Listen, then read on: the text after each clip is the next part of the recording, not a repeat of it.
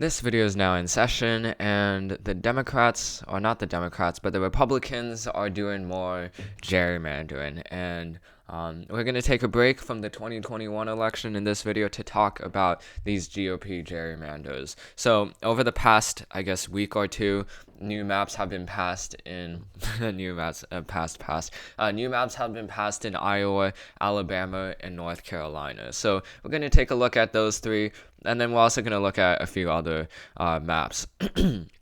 So let's first go through Iowa. This is the past map by Iowa's Legislative Redistricting Agency, the LSA.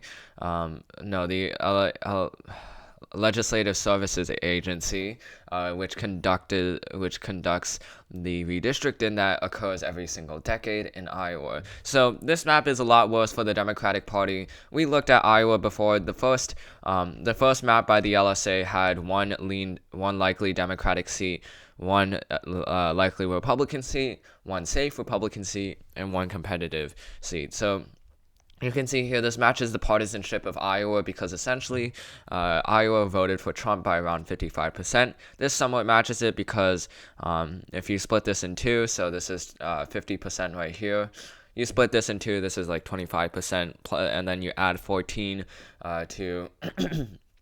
to Donald Trump, or I guess to the Republican side, you have 64 percentage points, which is around the closest that you can get to the margins that Trump won in the 2020 election. So it's pretty equal to the partisanship of the state, but Republicans didn't like this. They didn't like this because it would have flipped one of their seats to the Democratic Party. It says Miller Meeks, but it really should be Ashley Hinson here. It would have flipped Ashley Hinson's seat already to the Democratic Party just because it's such a Democratic seat. And then Cindy Axne most likely would still win this seat because it's not much of a difference from the old map where it was also R+2. So that's the initial map. Republicans didn't like it, and they were actually very close to blocking the LSA and making their own map.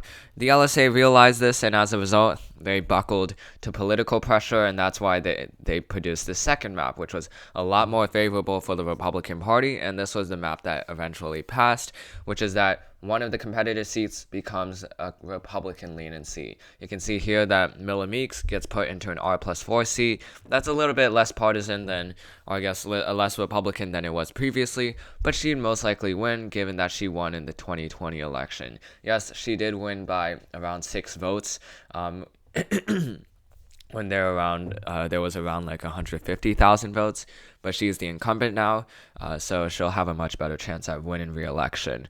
For Cindy Axne, it's still an okay seat. It's not the best seat, though, that she could have gotten.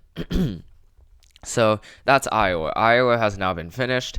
It's not really much to talk about in Iowa, besides, I guess you could say that the Democrats didn't really gain anything. They didn't lose anything. But long term, if they were going to try to make a comeback in Iowa, it would be harder now because this seat right here has become more Republican. So now moving over to, I guess, let's see, what do we want to do? Alabama, this state is interesting because of a legal challenge. So the Republicans essentially have made the same map that they produced last decade. There's not really much of a difference here, besides a little bit of a difference in like boundary lines, but it's nothing major. The 7th district takes more of suburban Birmingham. I guess the 7th district expands out a little bit more, and the lines for the Republican districts change a little bit. But the main reason why this state is interesting is because there is going to be a legal challenge for this state. Democrats believe that the Republicans are packing way too many African American voters into one district. You can see here it's D+29, and if we look at the 7th district, you can see that that Black Americans have a majority in the 7th district. But what essentially Alabama Democrats are arguing is that Republicans should have taken some of this black vote and then combined it with the black vote of Alabama's 1st and 2nd district in order to create another black influenced district. And that could be major because here you have a lot of black you have a lot of Black Americans along this kind of soil belt, I call it. It's a place where the soil where farming is very fertile, and there's not farming is very fertile, where there's fertile ground for farming, fertile soil. So because of that, a lot of Alabama Democrats are arguing that there should be a new district over here, and it would look something like this. So this is going along the farming region of Alabama, and you can see here that this would be African American, while the 7th district would also be African American. So if we look at the percentages here, African Americans have a majority in this district, and African Americans have a majority in that 7th district. If we look at the current boundaries, you can see that more of that African vote gets placed into the 7th district, and then and as well as the 1st district. So what Democrats are saying is that you can take some of the African Americans in the 1st district who reside in this region and Mobile, Alabama, and then combine it with some of the 7th vote districts, some of the 7th district's votes, and combine it into one district. So if that legal challenge is successful, that will be a win for the Democratic Party. And to be honest, this is a lot more, I guess, indicative of the partisanship of the state, because 2 over 7 is around 33%. It's around like 30% or something.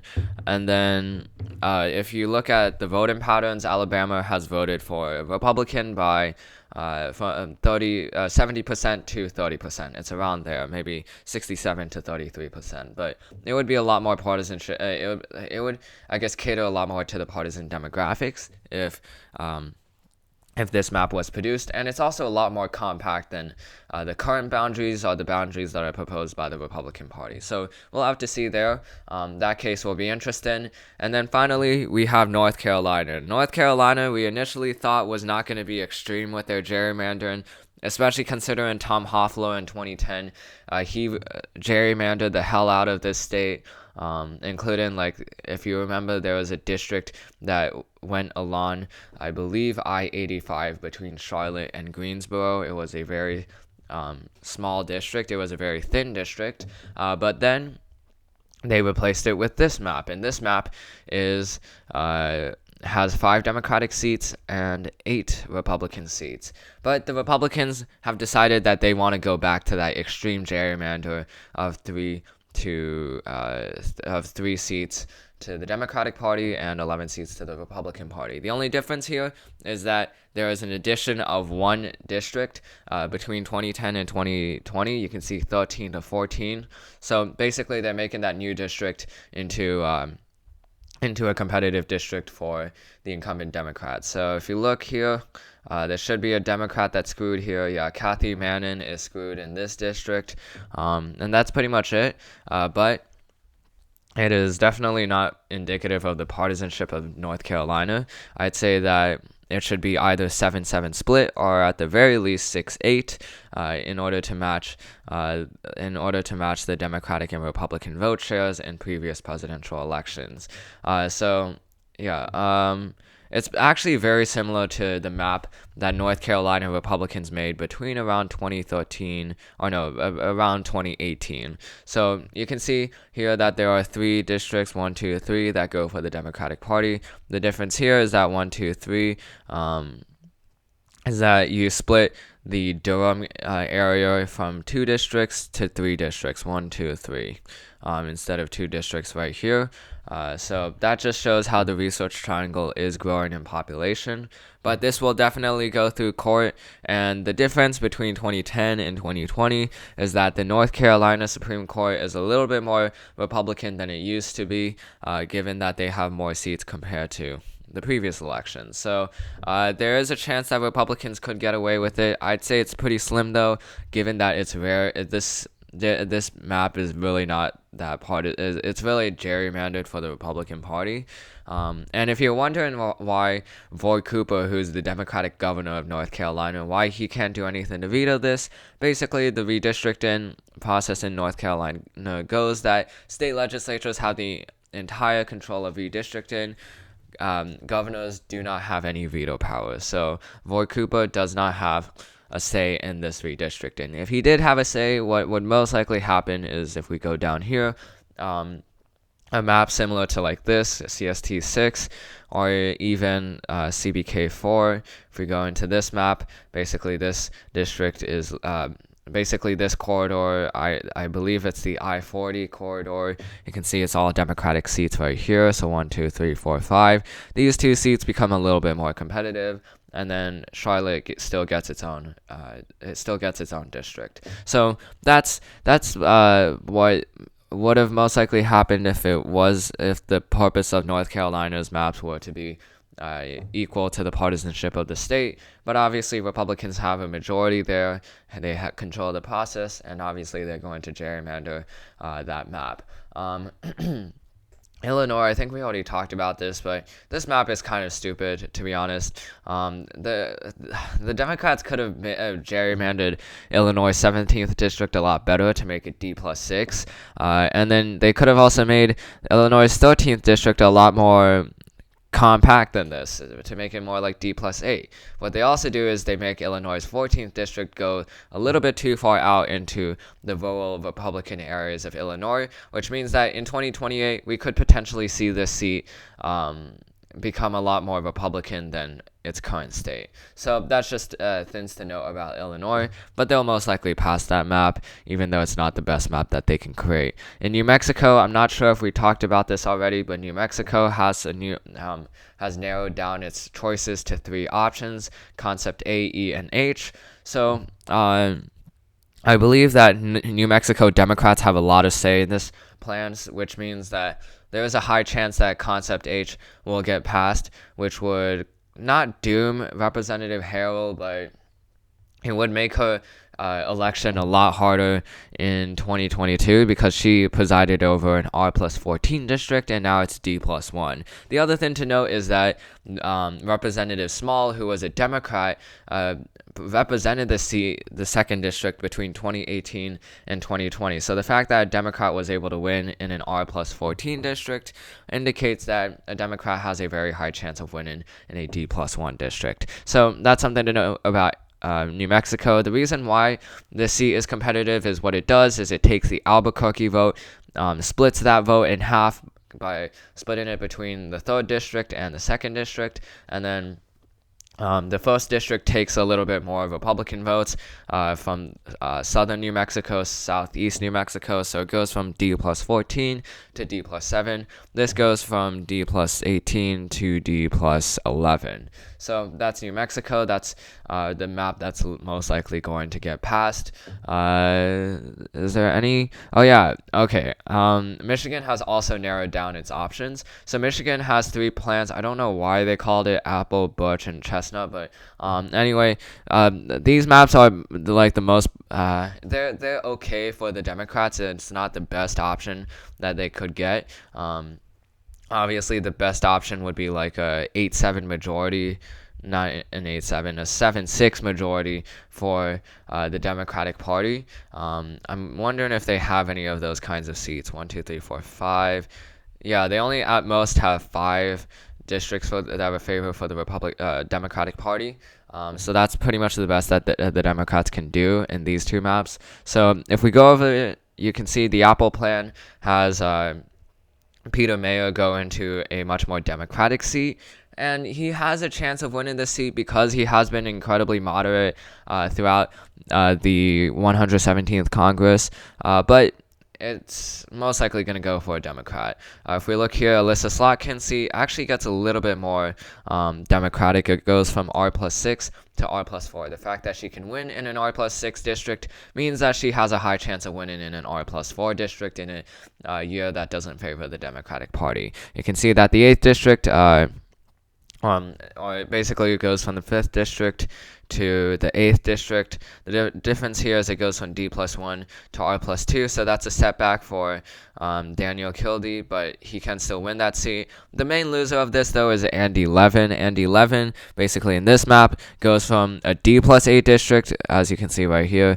to an R+8 district. So that would almost certainly spell doom for his career. So if we look at this map in its entirety, the Democrats might have a 7-6 majority here, but it's not well defined. mind, Daniel Kildee could certainly get unseated in the 2022 election, and so as Alyssa Slotkin. So that's the Apple plan, I believe. You also have the Birch plan. The Birch plan, basically what it does is it's actually much more favorable for the Democrats, because what it does is it keeps Andy Levin's seat as a Democratic seat. Alyssa Slotkin's seat does get a little more Democratic, and then Daniel Kildee's seat gets it goes from D+1 to R+2, which again is not the best for him, but it is winnable. And then Haley Stevens' seat also is kept. The reason why this map is really good, though, is because Peter Meyer is in an R+7 district, so the Democrats know that they can't really win this district. If we look at the Apple plan, Peter Meyer does have a very good chance of winning in this district, even though it is D+9. So they don't want to sacrifice. So if the Democrats don't really want to sacrifice any chances, if they don't want to take any chances, then the best thing they should be doing is to just endorse this kind of map, since it would keep all the Democratic incumbents, all 6 Democratic incumbents, 1, 2, 3, 4, 5, 6, and then I believe 1 Republican should be screwed somewhere, but I'm not quite sure. Actually, no, 1 Republican shouldn't be screwed, because this seat right here is held by a Democratic Party. Is held by a Democrat, but these 2 Republicans will be screwed because they are incumbents and they will be put together they might be put together if that map passes. Then finally, we have the Chestnut plan. The Chestnut plan is questionable for the Democratic Party. Michigan's 3rd district actually is not bad for the Democrats, because Peter Meyer does have to go through a primary with Bill Huizenga, and in a primary you're more likely to win if you're more partisan, which means that Huizenga has a high chance of winning in this district, winning in the primary, which would make it much better for a Democrat to run in that district. You can see Alyssa Slotkin's seat and Daniel Kildee's seat doesn't have much difference. Andy Levin's seat still gets screwed. So it's the 2 main districts that I guess are at stake is Michigan's 3rd district and Michigan's 10th district. So we'll have to see what Michigan does there. But it's actually not the worst map that the Democrats could have. If we look here, the Democrats had there was like a map, I believe, where the Democrats had 4, and then you can see in this map it's really not favorable for the Democratic Party, because essentially the Republicans would have an outright majority here by having, I believe, 8 districts that are safe and likely. So that's Michigan. We don't really have much else to talk about. Oh, New Hampshire. Yes, we do have some more to talk about. New Hampshire also proposed a map. So this is what the Democrats proposed. If we look at the old map, there's really not much difference here. In fact, there's no difference at all, which just shows that New Hampshire's, I guess, population hasn't really changed much. But you can see it remains D+2 and R+1 for Chris Pappas. But this time, the Republicans are in control of redistricting. Last time, 2010, it was a lot more split. But here, the Republicans control the governor's mansion because of Chris Sununu, and then they also control the New Hampshire State House and the State Senate. So the State House plan for the Republican side is essentially, it goes from 2 Democratic seats to 1 Republican seat. Because what it does is it makes these 2 competitive districts into 2 non-competitive districts, and Custer does get a lot more of a favorable seat, but Chris Pappas would almost certainly be screwed here. And this would most likely be the map that gets passed, because again, the Republicans control all part of redistricting in this state, and they want to gain as many seats as possible. So that's why Chris Pappas is getting, I guess, revoked. If we look at New Hampshire, this is the seat right here. There's like a 61% chance of electing a Democrat there, a 38% chance here. And the Republicans have essentially realized that they can't really win in either seats because the Democrats are just too competitive in this state. But if they can make a map like this, which they did do, if we look at it, there's really not that much difference at all, because Concord and Manchester are split. Ultimately, it's just not as good for the Democratic Party. Chris Pappas, that's unfortunate for him, but that's just how it works that's just how redistricting works. So that, I believe, is all, I guess, that is all I believe that we have missed in the past 2 weeks. There are like a little bit of changes. Oh my God! I just realized Ohio also has a plan. Yeah, now is the I guess central core of redistricting, because we're going to see a lot of maps that get produced, but the Republicans have finally come out with their own maps, and boy, is it really bad for the Democratic Party. You can see here that in this map, it would be a 3-12 majority for the Republican Party. So Tim Ryan's seat gets gerrymandered. And then if we look at Marcy Captor, her seat gets gerrymandered as well. And then, yeah, you have like it goes from 4 to 3. So Marcy Captor and Tim Ryan get screwed, but Tim Ryan is running for statewide office. And then if we look here, this is the competitive seat. So technically, it's actually more like a, what would I say? This is like a 13-2 Republican majority, primarily because Steve Chabot is a pretty good representative. He's a pretty good campaigner, I should say. So if he won in this kind of district, it would be likely that he would be able to win in this kind of district. So that's unfortunate for the Democrats, but yeah, they can't really do anything about that because Republicans control all 3 parts of state government. And you can see here, this map is even worse for the Democrats, because what you see is that more Democrats are screwed, since Tim Ryan's seat, which is right here, gets put into R plus 25 seat, and then Marcy Captor gets put into an R plus 14 district. What else? You also have the Cincinnati seat. The Cincinnati area stays in place because there is a law in Ohio that states you cannot split Cincinnati, but it goes from an R plus 8 district to an R plus 7, which would still make the seat uncompetitive. And as a result, you have a clear 13-2 majority for the Republican Party. So that's pretty bad for the Democrats. It's a pretty brutal gerrymander, but once again, they can't do anything about it because they don't control any of Ohio's three parts of government. Well, I mean, 3 parts meaning the House, Senate, and the governor's mansion. The only thing that the Democrats can do is go to court, and the Ohio Supreme Court is pretty Republican. So the Democrats are close to being screwed in Ohio. So that's the end of this video. I'm pretty sure that's all the major maps that have to be discussed. So thank you for watching this video. Hope you enjoyed it. This video is now adjourned, and I'll see you in the next one.